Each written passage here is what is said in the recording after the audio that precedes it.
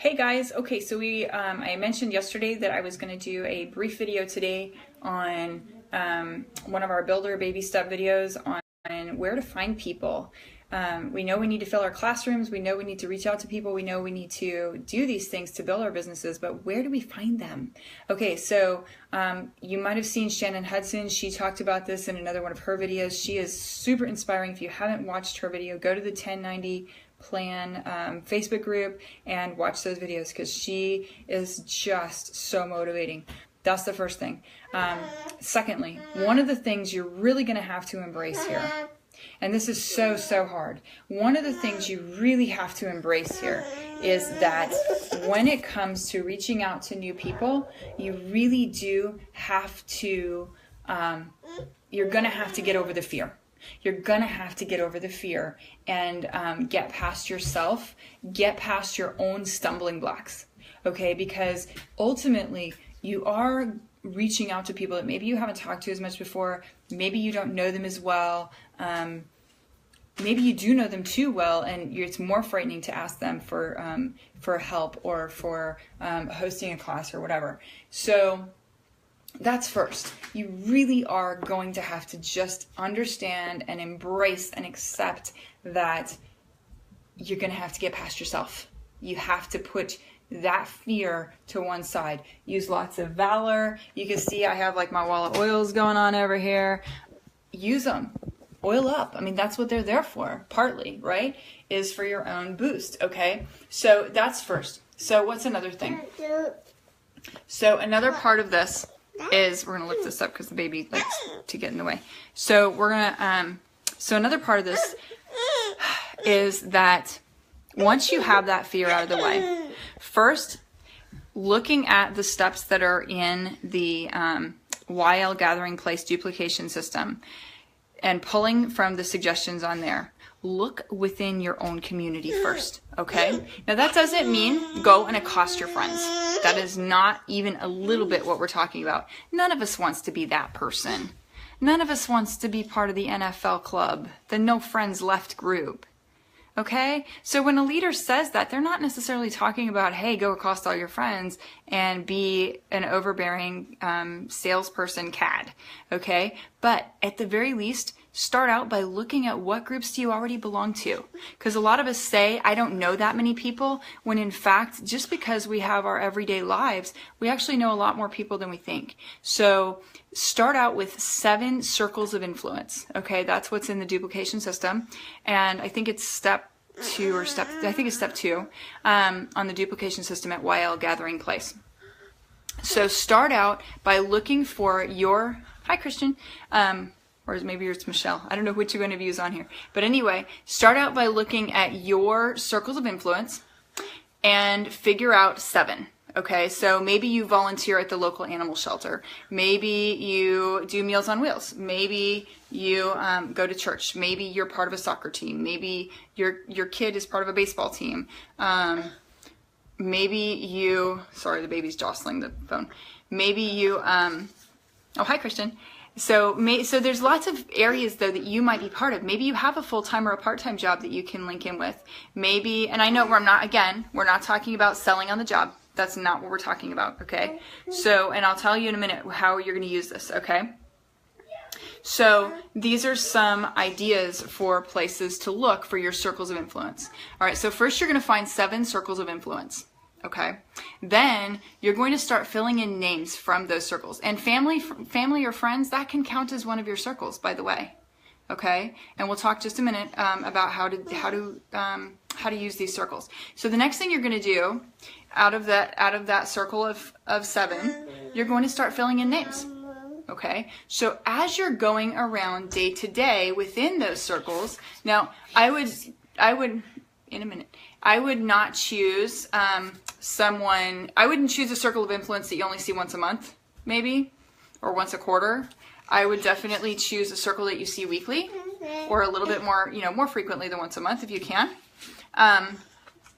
So pick your circle and then look for 5 names that you can pull from that circle that might be good candidates for resource material, as resources. Okay, maybe it's somebody who's already an entrepreneur. Maybe it's somebody who's just really well connected and very open and friendly, a blue personality, if you will. Maybe it's somebody who, girlie, you're gonna have to go out in a minute. Maybe it's somebody who is just, already passionate about the kind of lifestyle that you're talking about, or they're looking to learn about it. Maybe you've got somebody who has a need that you can help meet, and you can talk to them about that. Okay, so these are names that you want to put in your 7 circles of influence. Try to get 5 in each, because that gives you 35 to start out with right there. Okay, that's first. And if you're really stuck, let's say you're really, really stuck and you just don't have 7 circles of influence, right?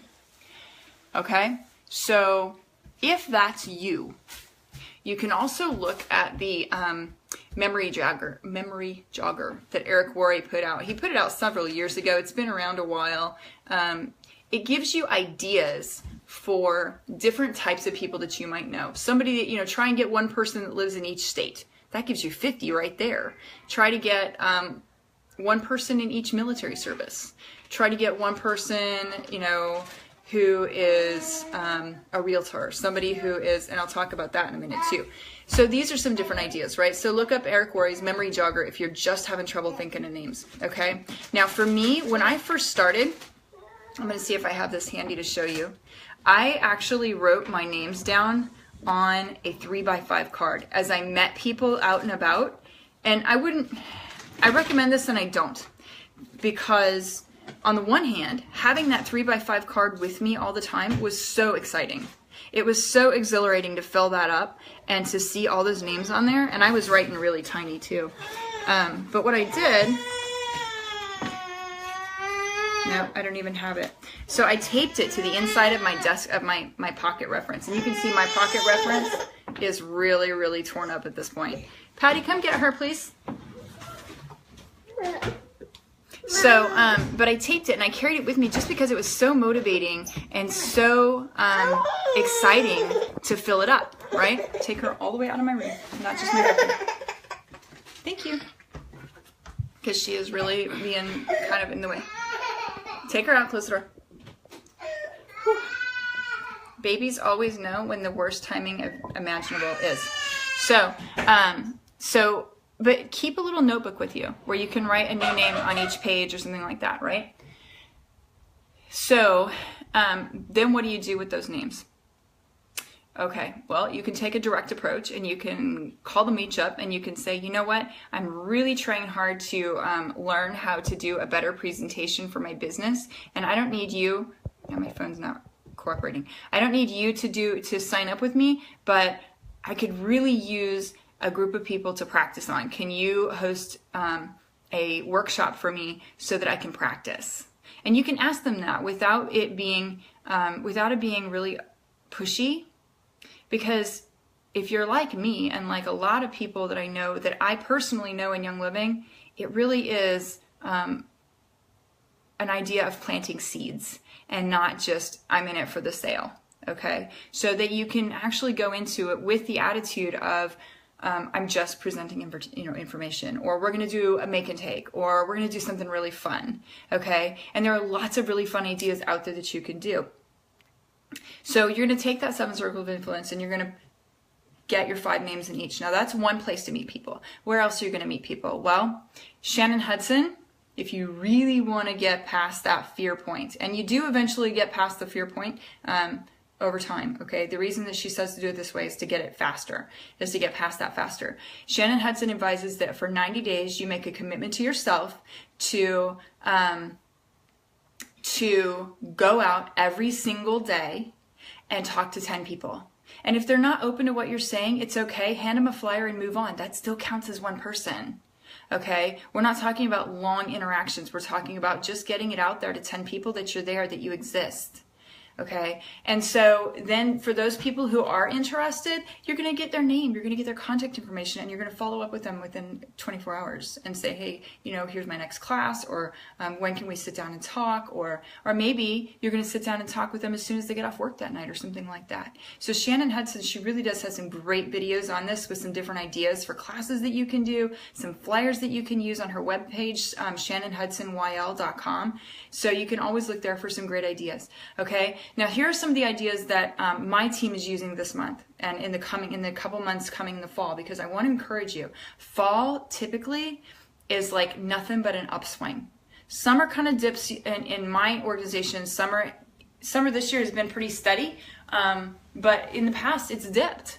And it's been a little harder because people are traveling or whatever, or I'm traveling. And so this year we stayed pretty steady. Fall and spring tend to be nothing but up, in my experience. So this is a really great time to get these things on your calendar.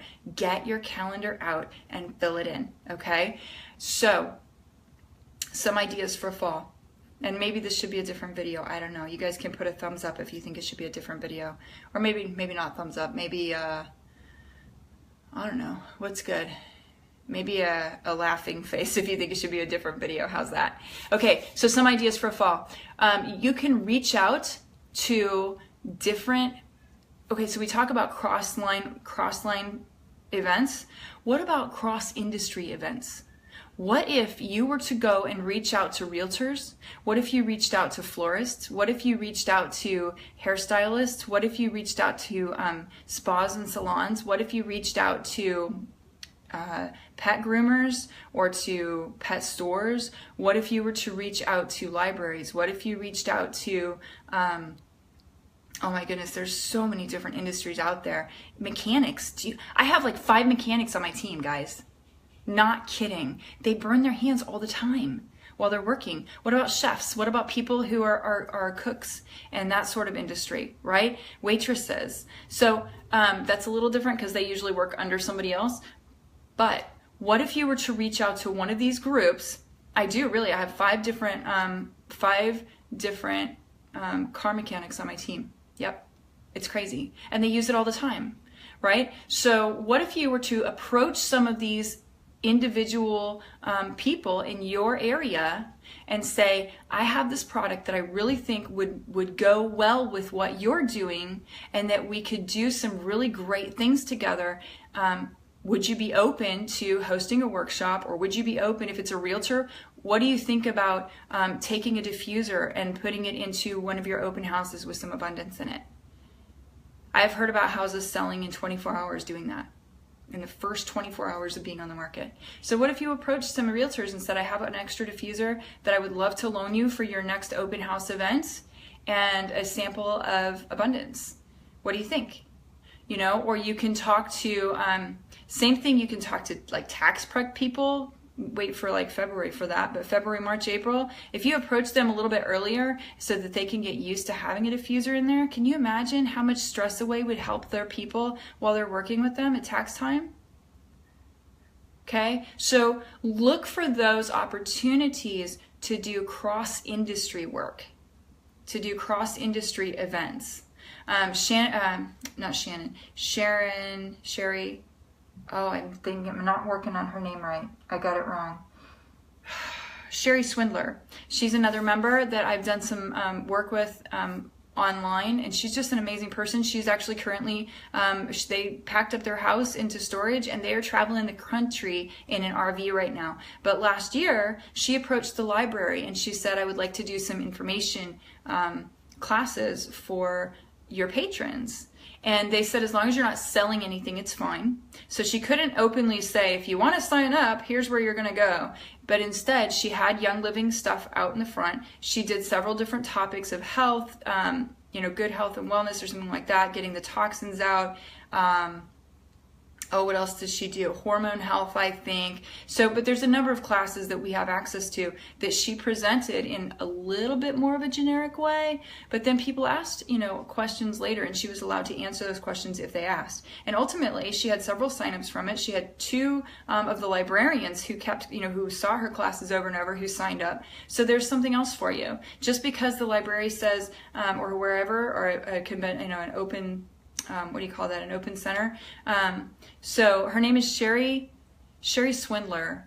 And if you message me after this, I can get you connected with her, or I can get you connected with a video that she did where it talks about how she did it and what her setup was. Because she put it all on a video at one point, and so it was really, really good. So that's something else. So look for those opportunities if you're having a hard time getting new names, because it's a win-win. So one of the things we're doing is we're talking to some local florists. We're going to charge $25 a ticket, kind of like a wine and paint night idea, right? The florist will provide little miniature pumpkins and some live moss, and will walk us through how to do a centerpiece, a fall centerpiece, and then everybody will get to put oil samples on the live moss, and that's going to go on their centerpiece at the table, right? And then they could do an even smaller one with the little bitty white pumpkins. And I have some pictures of that from somebody else in my gold mastermind that did something like that. It's just such a great idea. They also did wreaths in the fall. So wreaths, not reeds.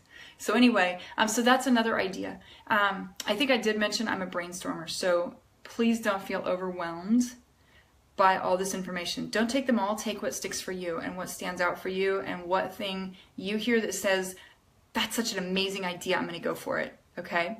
Okay, a couple of other things. A lot of you have seen or been following Game Plan, okay? I use parts of Game Plan because I already had my own system in place, but one of the things that Game Plan had that was just a really great idea is the little purple bags, okay? Now, my group that I belong to, my upline always talked about carrying your office in a box. And so you would have like a sign-up sheet in there, and you would have pens and paper, you would have a couple of little information books. So the little purple bags is kind of a similar idea.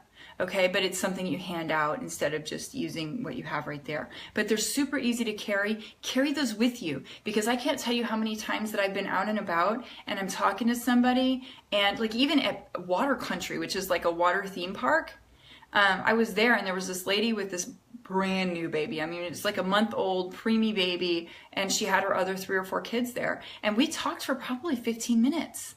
But I didn't have my game thoughts on, you know? I wasn't thinking about it, and because I was just waiting on my kids to join up with me, and that was such a huge mistake, because as soon as she walked away, I thought, I should have given her a business card. I should have gotten her name or, her contact information, because there's so much with 3 other kids and a preemie. There's so much we could have talked about for good, future health, And so try, as you're going about your day, to look for those things where somebody might have a connection. Shannon Hudson also talks about how she says a prayer, and also Marcella Von Harding, she's a Royal Crown Diamond, been around since the company started just about. Super amazing person. Very, very big on conscious language and on using positive conscious language. So oil up lots, carry your oils with you so that people will ask. Don't wear the stinky oils. Don't put like cedar wood on there, because half the population thinks it smells like cat pee. Go with something else, right? But lots of people seem to like abundance. Lots of people seem to like the more cinnamony smells, especially in the fall. Especially in the fall. But what about Shutran on the guys, Or what about, what do I have behind me right here? I love the Ula oils. Orange is actually a really good one. Just remember it's photosensitive. So put your oils on and have your thoughts in order, not like somebody who is on the hunt, right? This isn't a hunter situation. They're not the prey, but just have your thoughts in order ahead of time for those connections. And then when you go out in the morning, say a prayer for the right people to cross your path, and for the right people to be, for you to be aware of the right people. Because I don't always think of it until after the person walks away, like the lady in Water Country. She walked away and I was like, are you kidding? I should have said something. And I just didn't. And it was too late. Because she was, by that point, I would have had to like chase her down with a 2-kid stroller. My kids' shoe, like I had 6 kids worth of shoes underneath the stroller, and it would have just been crazy with me in my swimsuit chasing after her. Hey, wait! No, it doesn't work.